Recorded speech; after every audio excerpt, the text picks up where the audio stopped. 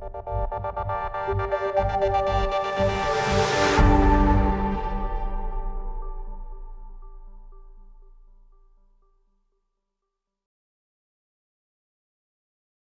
everyone.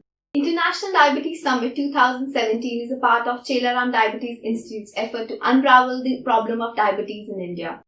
In this global summit, world-renowned experts and speakers from leading diabetes institutes including India will be addressing to the clinicians about the latest and best practices of diabetes care. Dr. Unnikrishnan is the CEO of Chellaram Diabetes Institute in Pune. He heads clinical endocrinology, research, education and also oversees a philanthropic rural diabetes care program at the Chellaram Diabetes Institute. In this interview, Dr. Unnikrishnan will discuss about the key facets of the Diabetes Summit 2017 to be held in Pune during 10th to 12th March 2017.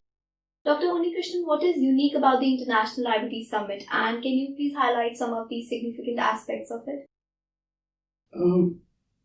In today's world, where information is available in books, in the internet, what is the relevance of a conference in today's world? And that was the beginning of my thoughts about this conference. And I decided that the conference should actually make a difference to diabetes care practices in our country. So therefore, I chose topics which are not readily available in the internet, in the public domain, in books, so that experts can talk about their practice and combine that expertise with the best scientific evidence available and then present it in a format to the doctor.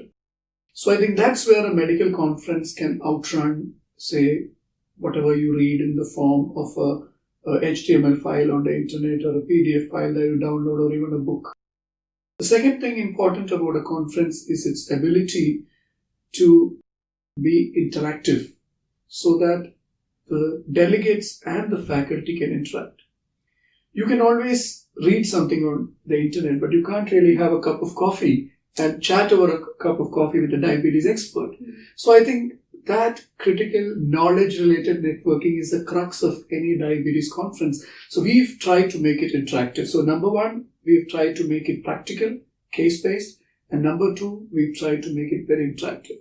So because of these two factors, we really hope that with such top-class international faculty, we have 4 doctors from the Mayo Clinic, several from the Karolinska Institute and across the world, plus the best Indian speakers. I think with this kind of a good stellar faculty, it will be good if doctors of our country also interact with the best faculty in diabetes so that ultimately this can translate into better care for people with diabetes. So, we have recently seen that the FDA has approved the artificial pancreas. So, how do you compare the new technology with the existing ones when in the treatment of diabetes? Well, the FDA has laid way for a pancreas, artificial pancreas, but the artificial pancreas comes with some caveats. For example, you have an insulin pump and you have a sensor coupled to it, and that sensor pump coupling is still in its very nascent and infantile stage. So just because that particular device has been approved doesn't mean that the device is actually going to change everything that we know about diabetes, because the device has a lot of limitations. At the same time, it is an incremental step forward in diabetes care. What is very exciting and what will be probably covered in this conference is a bionic pancreas. And the bionic pancreas is very interesting because we know that diabetes is a disease where the blood glucose is high. And traditionally, we think it's because the insulin is low or if insulin doesn't act. But in the last several years, experts have been talking about not just insulin, they've been talking about glucagon also as a hormone. So insulin is a hormone that can lower the blood sugar levels. Glucagon is a hormone that can increase the blood sugar levels. So bringing a balance between insulin and glucagon is very important in diabetes care. And the bionic pancreas, or the next generation pancreas, which is like a pump, will actually give insulin when the blood sugar is high and give glucagon when the blood sugar is low so that it brings it up. So in combination with insulin and glucagon, this bionic pancreas may actually be able to keep the blood glucose levels normal. Right now, all these technologies, including the latest devices, are all, I would say, in a very early stage. They're not really replaced or found solutions to diabetes. But in this conference, we try to present where technology is today and what it can do tomorrow, so that best minds in the country, delegates, can come and use that information to actually innovate and improve diabetes care in our country. That is a very good step. And the International Diabetes Summit also talks about the pragmatic approach for insulin intensification. So can you please enlighten us about these methods? Now, when one or two oral drugs fail, it's time for insulin. So traditionally, a basal insulin is prescribed, but in countries like India, where there is a carbohydrate-rich diet, some people give a mixture of a short-acting and long-acting insulin. This is the initial insulin that is prescribed. But what happens if this fails? That's where insulin intensification comes. So when one insulin injection, it could be a basal or maybe two injections of premix fails, what could be the next step?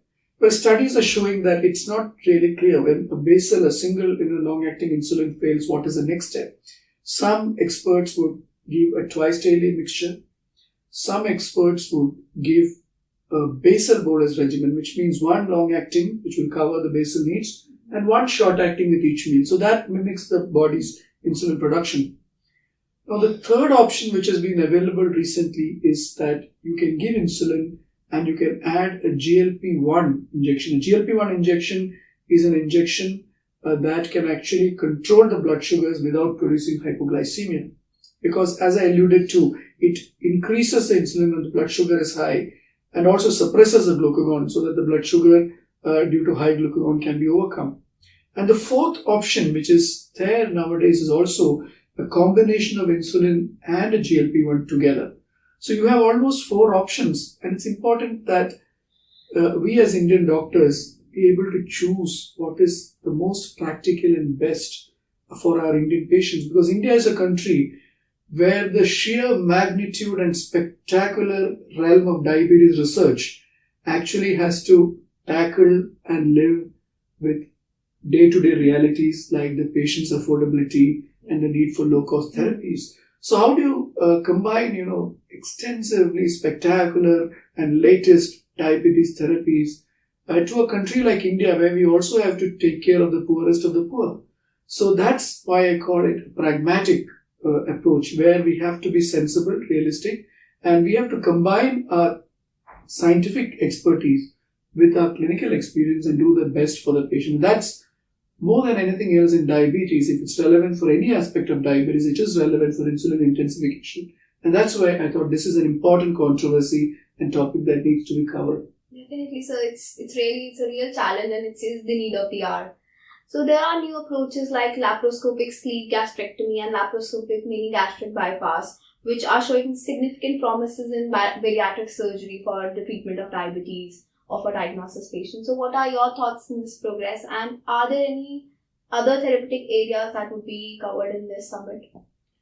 I think one of the emerging, or rather has emerged as a treatment for diabetes, is bariatric surgery in very obese patients with type 2 diabetes.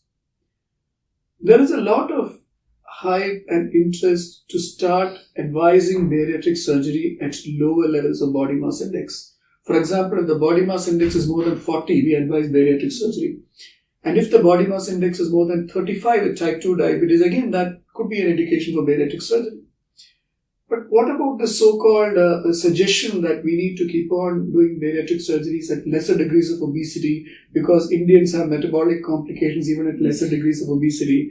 So to what extent is it true that we need to advise bariatric surgery more aggressively? And what is the role of simple diet and exercise? When I see a patient, I would like to think that has this patient followed his diet and exercise regimens? Absolutely. Because let's face it, diabetes is only partly due to genetics. It's mainly environmental.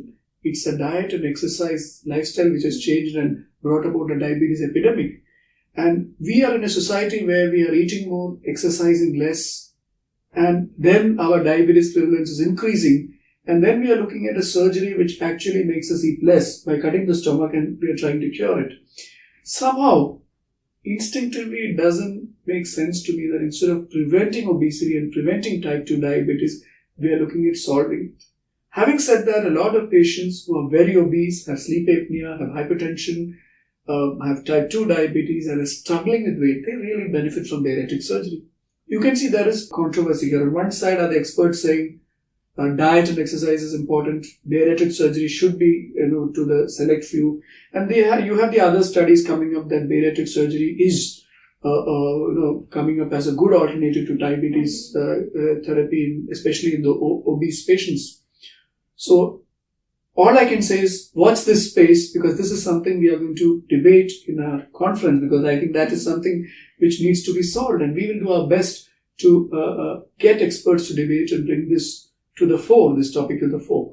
Other topics that we would like to debate are the role of triglycerides. People have always looked at LDL cholesterol, but what is the role of triglycerides and its therapy in Indians? Because Indians do have high triglycerides.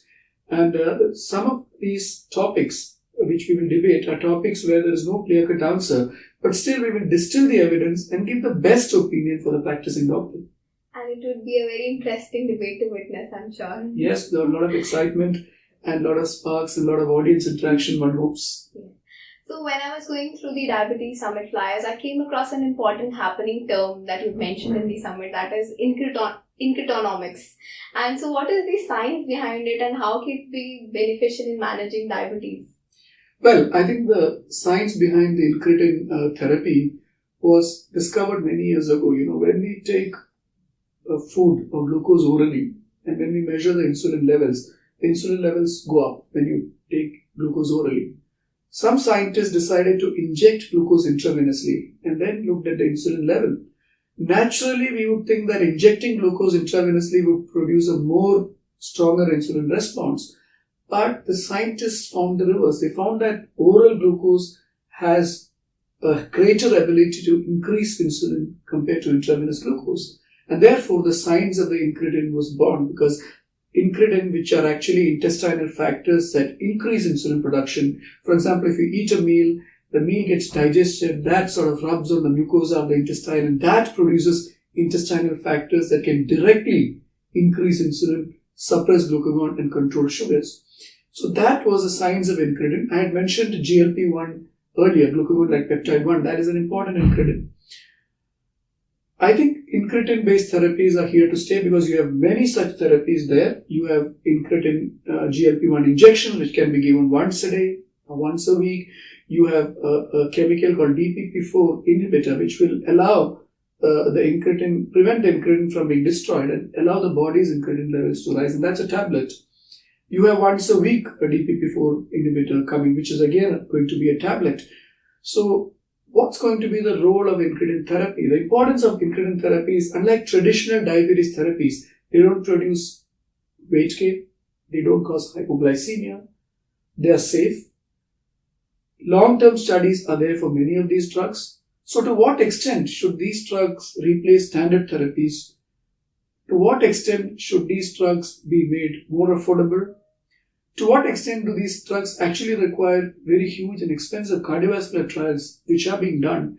These are some scientific areas of debate, and for the practical physician, we will give a simple algorithm as to, after diet and exercise, after metformin, should you add a DPP-4, that is an incretin-based therapy, or a sulfonylurea or some other therapy? And when should you prescribe an injectable incretin in practice? But some of these topics will be covered, as well as some of the future. We will do some crystal ball gazing into the future to find out what's on the cards in the decades or the years to come. So how do you compare the management scenario for diabetes in India to that in the US or any other developed country? And what are the advanced steps that have been initiated in India for the management of diabetes? I think the advantage in India is that we have a large number of patients and we have very experienced and the best-in-class doctors. The advantage of US is that they have a very systematic and scientific approach. When you try to combine the two, in our conference, we have doctors from the US who are actually presenting inpatient glucose control. Simply put, how to control glucose when a patient is admitted in the hospital. And we have Indian doctors who have actually written the Indian guidelines as well, which is also a very good guideline. So we have a very good US guideline, a very good Indian guideline, and the experts from both sides will debate as to how to implement those guidelines in day-to-day practice in real-life settings. right from the very simple resource limited setting to the very advanced setting. So we will cover the entire gamut of different settings, and hopefully that will lead to some insights into the important problem of how to control blood glucose in the hospital, in a patient who is going to undergo surgery, in the ICU, and in perioperative settings, and diverse such settings which doctors come across on a day-to-day basis. So according to you, what are the practically feasible devices to keep a check on blood glucose level? Well, I think we've come a long way from the very early days when people used to know that they have high blood sugar because they get polyuria, polydipsia. Then we had urine glucose. We know that urine glucose isn't a very good tool, but remember in those days that was all that was there. The urine glucose has limitations such as, it tells you only the average blood glucose since the last time the urine was passed or something like that. And also urine glucose positive only means that the blood sugar is above the renal glucose threshold of 140. But then people used to argue that some testing is better than no testing. So that used to be the urine glucose testing used to be the testing for the resource-limited settings. Then came the glucometers, which are now so ubiquitous that you have it across the country. I mean, it will be hard to find type 2 diabetes patients in metropolitan cities of India who don't use a glucometer. So glucose meters have been available and they are pretty good because the patients can do a self-monitoring of the blood glucose and adjust their sugar. Then, of course, you have hospital or laboratory-based tests such as fasting plasma glucose, post-meal plasma glucose, HbA1c, which gives you an average. And then you have the continuous glucose monitors and the ambulatory glucose profile. The theory behind that is, if you take a photo of me right now, I may be smiling, but if you take a video of me throughout the day, I may be smiling, I may be crying, I may be angry, I may have a gamut of expressions. Similarly, if you take a continuous glucose monitoring throughout the day, you will be able to detect hypoglycemia, hyperglycemia, glycemic variability. Also, sometimes it may also pick up hypoglycemia when the patient is not aware. For example, when the patient is sleeping or patients who are not aware of hypoglycemia. Continuous glucose measurements are available in different forms in India. I think at least 3 different tools for continuous glucose measurements are available. Are they effective? Are they cost effective? What are their limitations? What are their advantages? Are they better than the simple glucose meters that we use? Are they better than the lab tests that we use? Right now it seems that these tests like continuous glucose monitoring have a very specialized, specific use and they're not for routine day-to-day use. But certainly, these new paradigms in diabetes glucose testing will be discussed in this conference. So you mentioned a lot of things that are going to be discussed in the conference and a lot of interesting debates that the delegates would witness. Are there any other breakthroughs or insights into diabetic treatments that will be revealed during the International Diabetes Summit? And what do you hope that the delegates will get out of the summit? Well, I think, as I say, everything is in the details.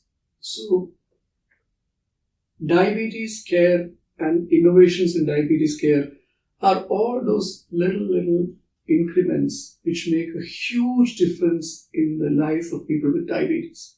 For example, a 1% lowering of HbA1c. Remember, the normal HbA1c in normal people is below 5.7, and HbA1c, which is more than 6.5, is diabetes. 5.8 to 6.4 is pre-diabetes.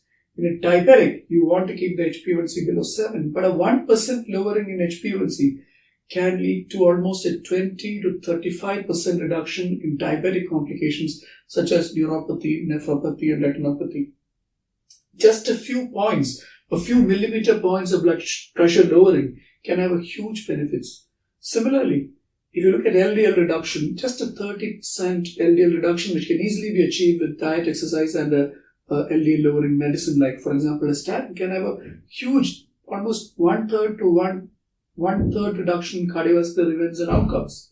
So therefore, I'd like to say that we will uncover or try to uncover those simple, effective treatments which make incremental changes in practice, which will have a large impact on people with diabetes. Diabetic foot, I think that's very important, and we have a whole workshop dedicated to diabetic foot, how to set up a diabetes clinic, how to set up a diabetic foot clinic in practice, how to detect diabetic foot problems early. So these are some of the things that we will cover. Diabetes and its complications like eye disease, kidney disease, foot disease, cardiac complications of diabetes, and how to prevent cardiovascular disease.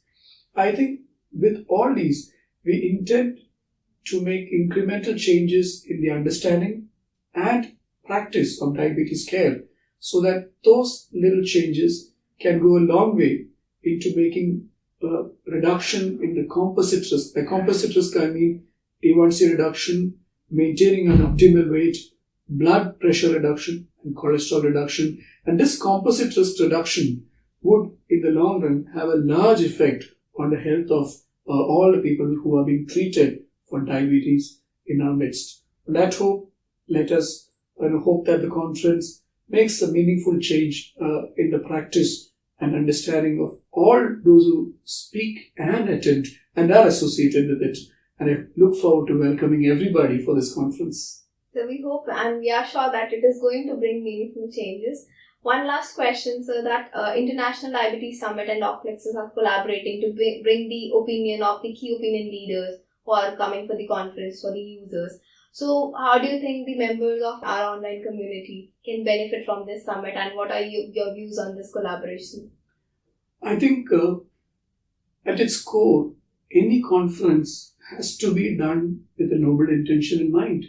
So we realize that many doctors would like to come, have a cup of coffee that I alluded to, talk, debate, interact, discuss, but there may be a small minority of people or a group of doctors from other specialties who may not be able to make it but still would like to know, understand, and be aware of what's happening in the field of diabetes.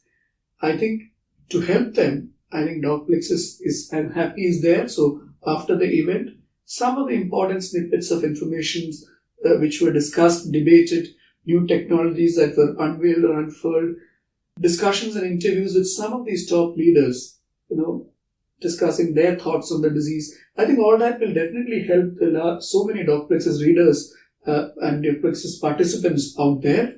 And we also, of course, we are offering a discount to the Docplexus community. But more than that, I think we would be very happy if we were to be able to partner with Docplexus in a collaborative way that will improve and enhance the understanding and care of diabetes in the country. So let's hope for a wonderful conference and a wonderful time for Docplexus and all of you listeners here.